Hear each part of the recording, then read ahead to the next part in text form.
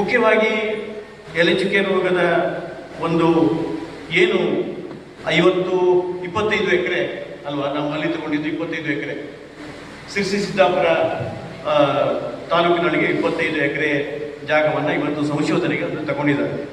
ಈಗಾಗಲೇ ನಾನು ಸಹಿತವಾಗಿ ಕೆಲವೊಂದು ಆ ಭಾಗಕ್ಕೆ ಭೇಟಿಯಾಗಿ ಬಂದಿದ್ದಿದೆ. ಭಾಳ ಚೆನ್ನಾಗಿ ಅಲ್ಲಿದ್ದವರು ನನಗೆ ಎಕ್ಸ್ಪ್ಲೇನ್ ಮಾಡಿದ್ರು. ಅಲ್ಲಿ ಕೆಲವೊಂದು ತೋಟದಲ್ಲಿ ನೋಡಿದಾಗ ನನಗೂ ಅನಿಸಿದ್ದು ಏನಪ್ಪ ಕೇಳಿದ್ರೆ, ಏನು ನಾವು CPCRI ತೋಟಗಾರಿಕಾ ಇಲಾಖೆಯವರು ಹೇಳಿದಂಥ ಯಾವ ಔಷಧ ಇದೆಯೋ ಅದನ್ನು ಸಿಂಪರಣೆ ಮಾಡಿದ್ರೆ ಇಷ್ಟು ಕಂಟ್ರೋಲಿಂಗ್ ಇದು ಬರ್ಬೋದು ಹೇಳುವಂಥದ್ದು ನಮಗೂ ಒಂದು ವಿಶ್ವಾಸ ಬಂದಿದೆ. ಯಾಕೆಂದರೆ ಆ ಜಾಗವನ್ನು ನೋಡಿದಾಗ, ಅಲ್ಲಿ ಹೋಗಿ ನೋಡಿದಾಗ ಅದು ಹಾಗೆ ನಮ್ಗೆ ಅನಿಸಿದೆ. ಅಂದರೆ ನಾವು ಒಂದು ಗಾದೆ ಇದೆ, ಕೆಟ್ಟವನಿಗೆ ಬೆಟ್ಟಲ ಕಣ್ಣಂತೆ. ಯಾಕಂದ್ರೆ ನಮ್ಮ ಪರಿಸ್ಥಿತಿ ಏನಾಗಿದೆ ಕೇಳಿದ್ರೆ, ಯಾರು ಬಂದು ಔಷಧಿ ಹೇಳಿದ್ರು ಇದೊಂದು ಹೊಡೆದು ನೋಡ್ಬಿಡೋಣ ಅಂತ ಕಾಣಿಸ್ತದೆ.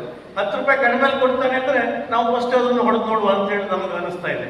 ಇದಕ್ಕೆ ನಾನು ಮೊದಲಿಂದನೂ ನಾನು ಅದನ್ನೇ ಹೇಳ್ತಾ ಬಂದಿದ್ದೇನೆ, ದಯವಿಟ್ಟು ಯಾರು ನಮ್ಮ ರೈತರು ಆಸ್ಪದ ಕೊಡಬೇಡಿ.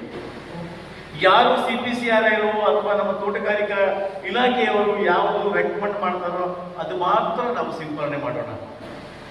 ಬೇರೆದನ್ನ ನಾವು ಮಾಡಿಕೊಂಡು ಕೈ ಸುಟ್ಕೊಳ್ಳುವಂತಹ ವ್ಯವಸ್ಥೆಗಳು ಬೇಡ. ಈ ದಿನದಲ್ಲಿ ಸಾಕಷ್ಟು ನಮ್ಮ ರೈತರ ಹತ್ರೇ ಯೂಟ್ಯೂಬ್ನಲ್ಲ ಇದರೊಳಗ ವಿಡಿಯೋ ಮಾಡಿ ಬಿಡುವಂತಹ ಆ ಸಂದರ್ಭಗಳು ಸಾಕಷ್ಟು ನಾವು ನೋಡ್ತಾ ಇದ್ದೇವೆ. ಅದಕ್ಕೆ ಯಾರು ನಮ್ಮ ರೈತರು ಒಳಗಾಗಬೇಡಿ. ಅದನ್ನ ನಮ್ಮ ದುಡ್ಡನ್ನು ಕಳ್ಕೊಳ್ಳುವಂತಹ ಸಂದರ್ಭಗಳು ಬೇಡ. ಹೇಗೆ ನಾವು ಕೇಂದ್ರ ಸರ್ಕಾರದಿಂದ ಈ ಯೋಜನೆಗೆ ಹಣವನ್ನ ಕೊಡಿಸ್ಲಿಕ್ಕೆ ಅಥವಾ ಇದು ಮಾಡಲಿಕ್ಕೆ ನಾವು ಸಹಿತ ಕಿಂಚಿತ್ತು ಪ್ರಯತ್ನವನ್ನು ಮಾಡಿ ಇವತ್ತು ಇಲ್ಲಿವರೆಗೆ ನಾವು ಬಂದಿದ್ದೇವೋ, ಅದೇ ರೀತಿ ಸರ್ಕಾರದ ಜೊತೆ ಒಂದು ಅಲ್ಲದೆ ನಾವು ರಾಜ್ಯದ ಅಡಿಕೆ ಮಹಾಮಂಡಲ ಅಂತಿದೆ, ಆ ರಾಜ್ಯದ ಅಡಿಕೆ ಮಹಾಮಂಡಲದ ಜೊತೆಯಲ್ಲಿ ನಾವು ಇಂಡಿವಿಜುವಲ್ ಆಗಿ ಒಂದು ಪ್ರಯೋಗ ಹೇಳುವಂತಹ ಒಂದು ಸಂಶೋಧನೆಗೆ ಇವತ್ತು ನಾವು ಅಡಿಕೆ ಎಲೆ ಚುಕ್ಕೆ ಬಗ್ಗೆ ನಾವು ಅದನ್ನು ಕೊಡ್ತಾ ಇದ್ದೇವೆ. ಈಗಾಗಲೇ ನಾವು ಒಪ್ಪಂದ ಸಹಿತವಾಗಿ ನಾವು ಅದನ್ನು ಮಾಡಿಕೊಂಡಿದ್ದೇವೆ. ನಮ್ಮ ರೈತರು ಯಾರು ನಿರಾಶಾದಾಯಕವಾಗಿ ಒಟ್ಟು ನಮ್ಮ ಅಡಿಕೆನೇ ಹೋಯಿತು, ನಮ್ಮ ಬೆಳೆ ಮಾಡ್ತಾ ಇದ್ರಿಂದ ಯಾವ ರೈತನೂ ಪಲಾಯನ ಪರಿಸ್ಥಿತಿಗೆ ಹೋಗೋದು ಬೇಡ, ಹೆದರೋದು ಬೇಡ, ನಾವು ಮಾಡುವ. ಈ ನಿಮ್ಮ ಎಲ್ಲರ ಜೊತೆಯಲ್ಲಿ ನಾವು ಇದ್ದೇವೆ ಹೇಳುವಂಥದ್ದನ್ನು ಈ ಸಂದರ್ಭದಲ್ಲಿ ನಮ್ಮ ಜೊತೆಯಲ್ಲಿ ಹಂಚಿಕೊಂಡು, ನನಗೆ ಮೊನ್ನೆ ನಾನು ಇಲ್ಲಿ ಹೋಗಿದ್ದೆ, ಹಿರೇಕೈಗೆ ಹೋಗಿದ್ದೆ. ನಮ್ಮ ವಿಕ್ರಮ್ ಅವರು ಬಹಳ ಚೆನ್ನಾಗಿ ಅದನ್ನ ಇದು ಮಾಡಿದ್ರು.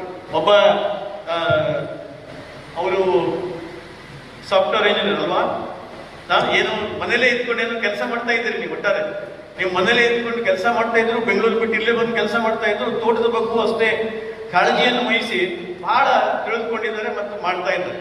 ಆದರೆ ಅವ್ರದ್ದು ಒಂದು ಇದಿತ್ತು, ಆ ಕಡೆ ಒಂದು ಭಾಗದಲ್ಲಿ ಏನು ತೋಟ ಇದೆಯೋ ಅದಕ್ಕೆ ಆ ತೋಟ ಹಾಳಾಗಿದೆ. ಒಂದೇ ತೋಟದಲ್ಲಿ ಒಂದು ಸರ್ವದಲ್ಲಿ ಎಲ್ಲರೂ ಒಂದೇ ರೀತಿ ಔಷಧವನ್ನು ಮಾಡಬೇಕು ಹೇಳೋದು ತಪ್ಪು.